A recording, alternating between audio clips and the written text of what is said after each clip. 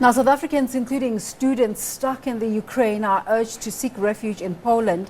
The Department of International Relations and Cooperation has said air travel and public transport in the country has come to a halt, while the South African embassy is attempting to arrange visas to other countries for students. Transport out of their increasingly volatile areas remains a problem. For more on this, we're joined by Groenewald. He's the South African ambassador to the Ukraine. Ambassador Groenewald, thank you so much for making the time to speak to us this morning.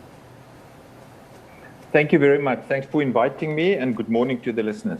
And just before we get into our conversation, I don't know if you were listening to Ursula von der Leyen there, the European Commission President, talking about all the measures that they've put in place, including cut-off of some media. Have the impacts been felt on the ground already? It's a little bit early for that. The impact we are feeling is the explosions and the curfew in Kiev. Those are the kind of things that worries us now. The longer term impact on the economy and all of that, that will come out a little bit later. But for now, it's all about the safety and security of everybody. We're not having a great connection, but we'll make an effort still. Just give us a sense of what it is like for South Africans, whether it's students or workers or just people, South Africans who've moved to Ukraine, what it's like for them at the moment and which are the hotspots. Yeah, probably the biggest hotspot, or one of the hotspots, would now be the capital. It's Kiev. For the last 3 nights, we've had some serious explosions and gunshots that you can hear at night. There's a curfew in the city, so nobody can move out. Everybody needs to either be in their house or they have moved to the underground into the metros, where they are hunkering down. So that's basically what is happening.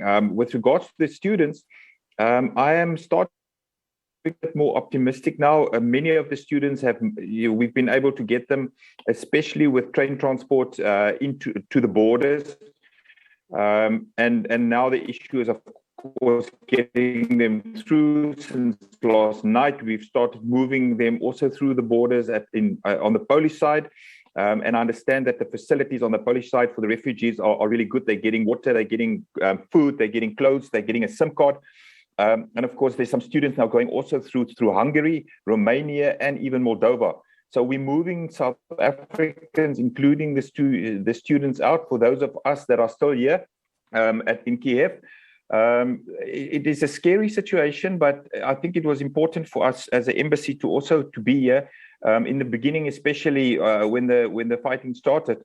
Many of the students would call and say, "Are you still in Ukraine, Ambassador?" And I think that the fact that we were here provided some confidence and hoping, that helped them in any way. But we are here, we are supporting, we are trying to helping with logistics wherever we can, and we are starting to see the results now. So I'm confident.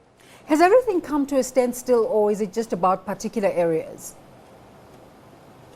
I cannot speak for all the areas, but I can tell you it's a total standstill in Kiev. There's a curfew up till this morning, and I haven't seen that it was lifted. So there's no cars outside. The problem with the security is that there are apparently saboteurs in the city. There are soldiers in the city on both sides, especially at night. There are even civilians with guns. So you cannot go out. It's too dangerous to go out in the street. And even an evacuation, or if anyone were to try and get out of the city, it's very, very, very difficult. So that adds to the process. And in that regard, we are hoping that at some stage they would be able to call on a humanitarian window for us to maybe reconsider. But I can tell you that we are not the only diplomatic staff that are here. The majority of ambassadors are still here, and they are all saying the same thing, that they are here for their people. They are working hard to make sure that they are getting out and addressing some of the issues that are in the country with regard to transport, with regard to the borders, because there are 1,000 people on the borders now. And we discuss it on WhatsApp. We have a WhatsApp group of ambassadors that we started already during the COVID. evacuations. So we talk to everybody, and there's a consistency between all of our embassies. I spoke this morning to the Indian ambassador who's here to arrange because we have an Indian student that's traveling with our South African student, and he lost his passport. So we sorted that out with the Indian ambassador. I spoke to the Polish ambassador last night, to the Hungarian ambassador. The Nigerian ambassador is here. The Egyptian ambassador is here. So the community, the diplomatic community is here, and they are here for their people. Ambassador, just in terms of the South Africans you're dealing with, are you able to give us a sense of numbers in terms of how many South Africans are in Ukraine, and which portion of them feels safe enough to stay where they are, and the amount of South Africans, the number of South Africans that are keen to go to Poland as you've created that conduit? Yeah, the one thing where we are, I don't want to say fortunate, but where we are in a better situation than maybe other countries is that I've been working with about 50 South African students, and from the start, also with probably more than 100 other African students that don't have representation in Ukraine. So we're also assisting them. So it's not only about the South Africans, but the South Africans have been about 50 students, and then there are some other families as well. The other families mostly are people that have been married with Ukrainian citizens, and so they have access to the communities, and it's a little bit easier for them. They know the country a little bit better. But with regards to the students, what we have been doing is basically, like I said before, trying to get them out. And the situation is that, like I said, 50, so the numbers are not that big, but the first stage is then getting them out of the country. And I think the next phase is now to move them, to South Africa. From the start, many of the students have also indicated to us that, they don't really want to go because they are in the last years, and they were worried that they couldn't finish their degrees. So all of these factors have also been, on the table.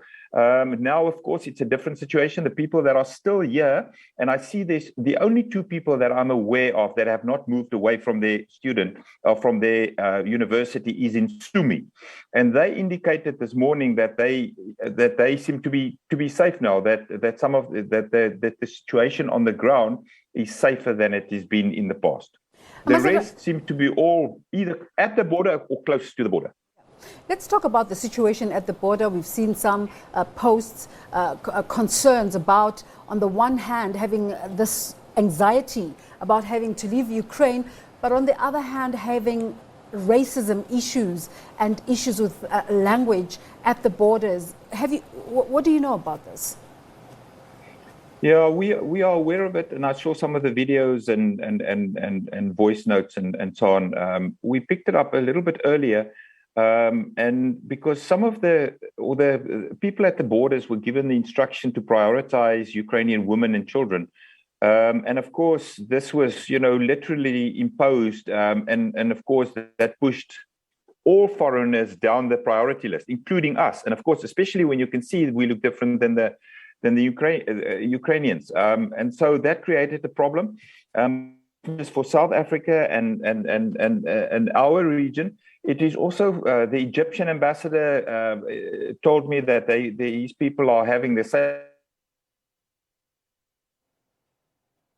All of us, together with the Nigerian ambassador, we have complained about this. I've spoken to the Ministry of Foreign Affairs. I've spoken to different authorities in the country to say that this is something that is a fundamental issue for us, because there's no discrimination when the bombs fall. We cannot have it at the borders. Ambassador Groenewald, we're going to continue with our conversation, but I'm going to ask you to please try and stay still as our connection keeps coming and going. But you were talking about your conversations with international relations. Clayson Munyela from that department tweeted that South Africa and Nigeria are working closely to ensure the safety of these students. Take us through these conversations with Nigeria. Nigeria has about, according to the ambassador, about 7,000 students in Ukraine, as opposed to us, where I don't think we have more than, I've said it before, if there's 100, I'd be surprised, and 200, with everybody. So they have a really big community. We speak all the time. He's a new ambassador. And so we share notes, and also when the students get together and they travel together during this time, we share information, we share our resources in terms of who we know, where's opportunities to get out. But it's not just with Nigeria, it's also with India.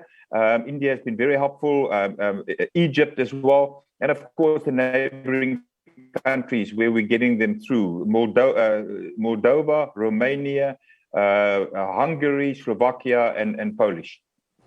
Of course, you're in Ukraine in a diplomatic level, and diplomacy has gone higher grade up to the UN level now. But just at a local level, what kind of diplomatic activity is taking place with regards to the Russia-Ukraine conflict?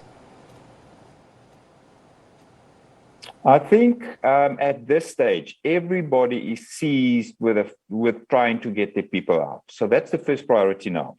When I spoke to the Polish ambassador this morning, obviously Poland now is the chair of the OSCE, the Organization for Safety and Cooperation in Europe.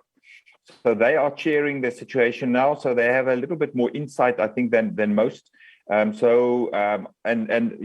spoke about the fact that the UN Security Council is meeting today, and that there's the talks on the border with Belarus. So everybody's looking to that, including the countries that are chairing this and are very involved.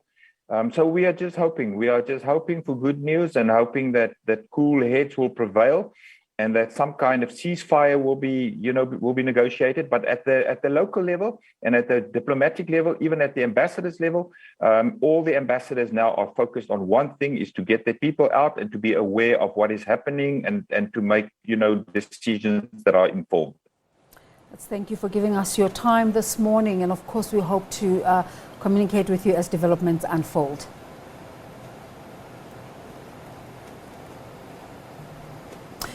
His Excellency Ambassador André Groenewald, who's representing South Africa in Ukraine, talking to us about the measures in place to ensure the safety of students stuck in Ukraine.